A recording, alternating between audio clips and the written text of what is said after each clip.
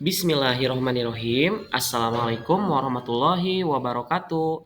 Salam guru penggerak. Bergerak, tergerak, dan menggerakkan. Aksi nyata penerapan pemikiran Ki Hajar Dewantara di kelas dan di sekolah. Calon Calon guru guru penggerak penggerak angkatan angkatan 9 9 oleh Injang oleh Abdul Injang Majid, Abdul Majid, Ibu fasilitator Ibu Yuliani Yuliani Fitriana, dan pengajar Fitriana, praktik dan Ibu pengajar Ani praktik Rohmah. Ibu Ani Rohmah. Perasaan yang saya alami selama melakukan perubahan di kelas, tentunya yang pertama perasaan yang sangat bingung sekali, entah apa yang harus dilakukan dan merefleksikan terhadap diri sendiri, apakah saya bisa dan mampu untuk melakukannya, dan mampukah saya percaya diri untuk melakukannya. Nah, dari hal-hal tersebut, hal yang menjadi kekhawatiran saya diantaranya bagaimana saya melakukan untuk cara memulainya dan bagaimanakah respon murid semuanya ketika saya melakukan suatu perubahan dan apakah ini semua akan berhasil. Nah, tentu kekhawatiran-kekhawatiran ini menjadi sebuah tantangan baru bagi saya sendiri untuk bisa melakukan suatu perubahan. Lalu muncullah ide atau gagasan yang muncul selama proses perubahan. Di antaranya dari yang saya amati mengenai kepribadian dari murid-murid yang ada di kelas, yang saya simpulkan bahwa anak memiliki kepribadian yang sangat unik, memiliki karakter yang sangat berbeda-beda dan beragam, dan di sana kita memiliki tantangan untuk bisa mengenali lebih jauh, memahami kepribadian anak satu persatu dengan percakapan-percakapan sederhana seperti ngobrol di waktu istirahat, layaknya seperti teman ataupun kakak. Lalu selanjutnya kita harus juga memahami kodrat anak. Kenapa? Karena senantiasa mengutamakan kodrat anak itu akan lebih membuat kita dekat dengan anak dan karakteristik yang dia miliki dan tidak memaksakan kehendak sebagai pendidik yang dapat mengekang hak anak. Karena pada akhirnya semua proses pembelajaran harus bermuara dan berpusat pada murid atau peserta didik. Nah, di sini saya mengambil beberapa terobosan, beberapa metode yang mungkin akan efektif dirasakan dan dinikmati oleh anak, yaitu bermain sambil belajar. Nah, bermain sambil belajar seperti ini, kita harus mengemas pembelajaran dengan sebuah permainan-permainan ataupun games yang tentunya dapat mengasah kemampuan anak, terutama dalam proses pembelajaran. Nah, di sini kita juga harus bisa mengutamakan dalam mata pelajaran yang mungkin dianggap sulit oleh anak atau mungkin dianggap kurang menyukai, kurang disukai oleh anak. Nah, di antaranya ketika kita akan melaksanakan pembelajaran efektif dan inovatif, nah kita juga harus bisa mengemas pembelajaran tersebut dengan lebih menarik dan berkesan.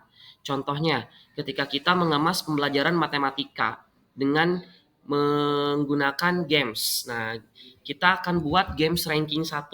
Nah, kita akan menggunakan media aplikasi digital dengan Quizzes dan dari sana anak akan terpacu untuk membuat kompetisi-kompetisi yang bisa membuat anak lebih semangat. Nah, selain dari pembelajaran matematika, kita juga bisa mengemas pembelajaran lainnya seperti pembelajaran bahasa Indonesia. Kita gunakan dengan aplikasi pembelajaran online dengan kuis milioner. Sehingga secara tidak langsung dua mata pelajaran ini yang mungkin dianggap anak sulit atau bahkan malas untuk membacanya, secara tidak langsung dapat dinikmati dan bahkan anak merasa nyaman dan secara efektif mampu mengasah kemampuan anak dalam menguasai dan memahami soal.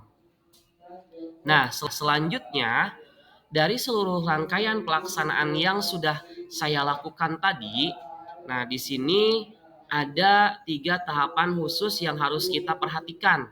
Di antaranya yaitu perencanaan, penerapan, dan refleksi. Ya. Nah, di sini mulai dari perencanaan itu apa saja sih? Perencanaan yang bisa kita laksanakan, yang pertama kita tentunya harus membuat perencanaan yang matang. Membuat materi ajar dan latihan soal yang langsung dikemas dalam kuisis atau kuis milioner tersebut yang berhubungan dengan mata pelajaran tadi. Lalu selanjutnya penerapannya kita harus memberikan dulu pengantarnya atau penjelasan awal bagaimana anak bisa membuat atau bisa melakukan untuk melaksanakan kuis tersebut ya. Kemudian di sini ketika kita sudah memberikan penjelasan awal, kita meminta feedback dari anak tentang soal ataupun materi yang belum dipahami atau memberikan kesempatan kepada anak untuk menanyakan yang belum dimengerti seperti apa. Nah, refleksinya, kita boleh bertanya kepada anak-anak, kepada muridnya, kepada murid semuanya, bagaimana mereka mengerjakan soal dari mata pelajaran yang mereka anggap sulit dan memahami setiap materi ajarnya. Nah, di sini mungkin ada testimoni dari setiap murid yang terlibat dalam proses perubahan yang sudah saya lakukan.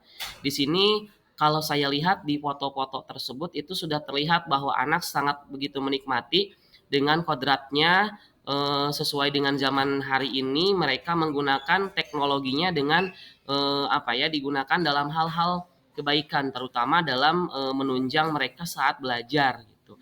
Ini merupakan dokumentasi saat mereka melakukan kuisis atau ranking 1 dan mengerjakan kuis milioner di beberapa mata pelajaran. Baiklah, itu tadi untuk perubahan-perubahan yang saya sudah lakukan mengenai modul aksi nyata di 1.1 ini. Semoga bisa bermanfaat dan terima kasih untuk semua orang yang sudah mendukung saya. Semoga saya tetap tergerak dan selalu menggerakkan di lingkungan sekitar saya. Terima kasih semuanya. Wassalamualaikum warahmatullahi wabarakatuh.